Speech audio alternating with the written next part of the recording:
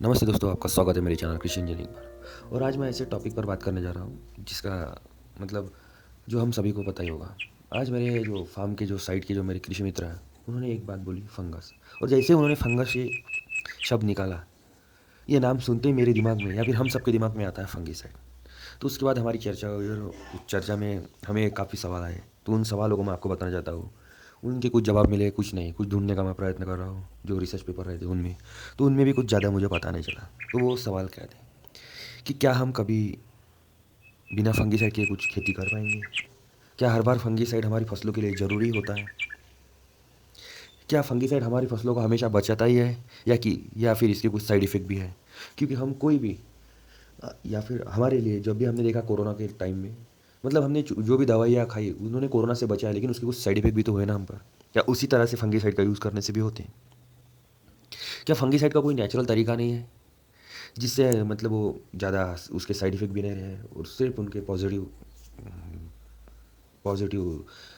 Positive तरीके रहे जो सिर्फ हमारे लिए फ़ायदेमंद रहे? क्या हम फंगिसाइड का खर्च कम भी कर पाएंगे या फिर हमें इतना ही खर्च लगेगा जो कंपनियां हम नए नए फंगिसाइड मार्केट में लाती है? और क्या ज़्यादा पानी देने से फंगस हो जाता है हमारे पौधों को? फंगस ज़्यादा फैल जाता है हमारे पानी में? ये सभी सवाल हमारे जो कृषि मित्र हैं उनमें और हम में एक ही तरह के जो सवाल आए, 5-6 तरह के सवाल आए। तो इन पर हमने हमारे डिस्कशन में और हमने कुछ सवालों के जवाब ढूंढने का प्रयत्न किया। तो मैंने जो भी पढ़ा, जो भी रिसर्च पेपर पढ़े, जो भी पीएचडी करते हैं, जो जिन लड़कों ने या फिर जिन्होंने उन्होंने उनके उनके रिसर्च में बताया कि फंगिसाइड हमारे लिए मतलब पौधों के लिए, फसलों के लिए ज़रूरी है कि नहीं है?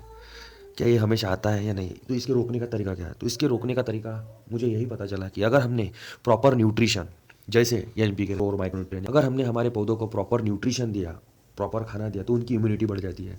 जिस तरह से कोरोना में हमें अगर प्रॉपर खाना मिला तो हमारी इम्यूनिटी बढ़ जाती है, और अगर हमारी इम्यूनिटी बढ़ गई तो वो हमें पर अटैक नहीं कर सकता। उसी तरह से हमारी फसलों को भी प्रॉपर न्यूट्रिशन चाहिए प्रोवाइड करना। तो अगर हमने हमारा प्रॉपर न्यूट्रिशन का उनका जो डाइट प्लान है अगर हमने कर दिया, तो उन पर फंगस का अटैक करने की जो है वो 80% कम हो जाता है। उससे हमें कोई भी फंगिसाइड का खर्च नहीं लगेगा और उससे हमारी फसल और पौधे की अच्छी बढ़त होगी और हमें ज़्यादा उपज भी मिलेगा, ज़्यादा पैदावार मिलेगी, जिससे हमारा ही फ़ायदा होगा। और क्या ज़्यादा पानी से हमेशा फंगस फैलता है? ज़्यादा पानी से आमतौर पर तो नहीं फैलता है, अगर वो ज़मीन खुली हो तो वहाँ से वो भाप बन के निकल जाएगा। लेकिन अगर ज़्यादा पानी रहा और वहाँ पे अगर कोई धूप नहीं पड़ी या फिर कुछ हवा नहीं गई अंदर, तो वहाँ पे अगर छोटा सा फंगस भी आए तो वो बहुत मात्रा में फैल सकता है। तो हमें उससे कंट्रोल करने का कोई क्या नेचुरल तरीका है? तो उसके बारे में भी मैंने रिसर्च किया, तो मुझे पता चला कि तो उसको कंट्रोल करने के लिए हम जैसे ट्राइकोडर्मा, वस्कुलर आल्वेस्कुलर माइक्रोकॉन्ड्रिया, इस तरह के जो फंगस है हम उनका यूज़ कर सकते हैं। या फिर अन्य मार्केट में कोई और भी नेचुरल फंगस मिलते हैं जो फंगस होके भी फंगस को ख़त्म कर देते हैं। मतलब अच्छे वाले फंगस और बुरे वाले फंगस रहते हैं ना, उसी तरह ये ट्राइकोडर्मा और जो माइक्रोकॉन्ड्रिया है जो अच्छे वाले फंगस है वो उनको कंट्रोल कर देती है। और ये ज़्यादा महंगे भी नहीं आते हैं। जैसे इको का आप लेके आए तो 1 किलो का आपको 160 रुपये का मिलेगा, 3 से 4 किलो प्रति एकड़ लगता है वो आपको। उसी तरह से और इसके क्या कोई ऑर्गेनिक मतलब जो है जिससे हमारे पौधों को सिर्फ फ़ायदा हो, नुकसान ना हो, तो वो भी पता चला। जैसे चूना और मोरचू, जिसे बोर्डेक्स मिक्सचर या फिर बोडोपेस्ट बोलते हैं, वो भी हम यूज़ कर सकते हैं। या फिर सल्फर ले सकते हैं, वो भी एक ऑर्गेनिक ही फंगिसाइड माना जाता है। वो काफ़ी सस्ता रहता है, 1 किलो का आपको 110 के रुपए के बीच में मिल जाएगा। उससे हमारी न्यूट्रिशन भी प्रोवाइड होगा, पेड़ पौधों को मैक्रो न्यूट्रिएंट है सल्फर तो। और उससे क्या होगा, वो फंगस भी मर जाएगा। और अगर हम ऊपर से स्प्रे करेंगे तो वो माइटीसाइड की तरह भी काम करेगा, मकड़ियों का खात्मा कर देगा। इसी तरह से इस तरह के जो फंगस है, ये जो पता चले मुझे नेचुरल और ऑर्गेनिक, इनका ही हमें यूज़ करना चाहिए। और इनके जो क्या साइड इफ़ेक्ट है क्या है, इस पर भी हमारी बात चली। तो ये निष्कर्ष ये निकला और मैंने जो रिसर्च पेपर पढ़े उन्हें उनमें ये पता चला, अगर हमने गलती से भी फंगिसाइड स्प्रे कर दिया जब हमारे पौधों या फसल फूल आना स्टार्ट हो रहे हैं या फिर फूल आने की प्रक्रिया स्टार्ट हो रही है, उस टाइम पे अगर हमने कर दिया, प्री फ्लावरिंग या पोस्ट फ्लावरिंग स्टेज बोलते हैं, तो उस समय क्या होता है, वो उनकी जो प्रक्रिया है फूल आने की वो रोक देती है। क्योंकि फंगस का काम रहता है, फंगिसाइड जो रहता है उसका काम रहता है कि फंगस की ग्रोथ रोके। तो वो क्या करता है, वो उसके साथ ही साथ उसका जो ये साइड इफेक्ट है, उसके साथ ही साथ वो क्या करता है, पौधों को भी वो बढ़ना रोक देता है। आप ट्राई करके देखिए, एक आधा पौधा लीजिए अपने खेत में का, उसके ऊपर बार बार फंगिसाइड डालते रहे, उसकी ग्रोथ ही नहीं होगी प्रॉपर, क्योंकि उसका काम है उसकी ग्रोथ रोकना।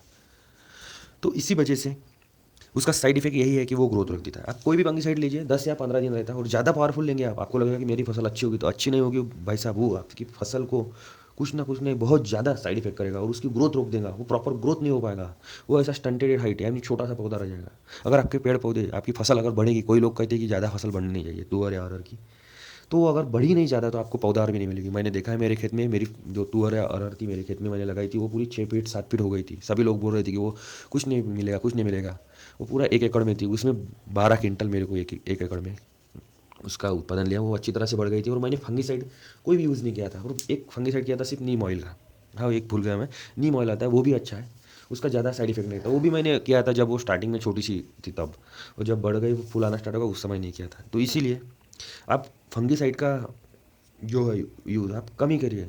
जब आपके फसलों या पौधों पर आपको फंगस की तरह कुछ दिखाई दे रहा है, ऐसा नहीं होता है, कभी कभी पत्तों के ऊपर आपको लाल लाल मतलब ऐसे ये दिखाई देती है, तो वो जिंक की कमतरता या फिर आयरन की कमतरता भी हो सकती है। आपको लगता है कि वो हमेशा हर बार फंगस ही है, आप जाते हैं दुकान में लेके आते हैं फंगीसाइड, और जो कृषि सेवा वाले वो भी दे देते हैं क्योंकि उनकी भी कमाई हो जाती है।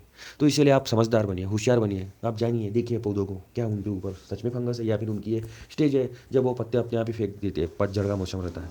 तो हर बार आप हर फवारे या हर जो भी स्प्रे करेंगे उसमें फॉलियर स्प्रे करेंगे या फिर नीचे चढ़ाएंगे उसमें फंगीसाइड डालना आवश्यक नहीं है, जब वो दिखाई दे तभी डालिए। यही पता चला, तो यही इन्फॉर्मेशन आपके साथ मुझे शेयर करनी थी और मैंने की है। और आप ज़रूर इसका फ़ायदा लीजिए और आप पढ़िए, वो पौधों को समझिए, और उससे जब आपको ये पता चलेगा तभी आपकी मतलब गुणवत्ता और उसकी पौधा और बढ़ेगी, जिससे हम हमारे जो खेतों से निकलने वाले जो उपज है वो हम बाहर भी एक्सपोर्ट कर सकते हैं, जैसे यूरोप में या फिर अन्य देशों में वहाँ के। और इसीलिए गवर्नमेंट ने भी काफ़ी प्रयास किया, आप कर रही है, इजराइल के साथ उन्होंने एग्रीमेंट किया गवर्नमेंट ने, हमारी भारत सरकार ने। तो आप भी जानिए, समझिए, पढ़िए और उसके साथ ही फंगीसाइड का यूज़ कीजिए।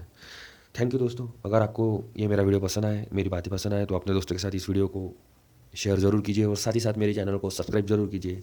कोई जल्दी नहीं, आप शांति से भी कर सकते हैं, लेकिन सब्सक्राइब ज़रूर कीजिए और दोस्तों की बोलिए मेरे चैनल को सब्सक्राइब करना। धन्यवाद दोस्तों।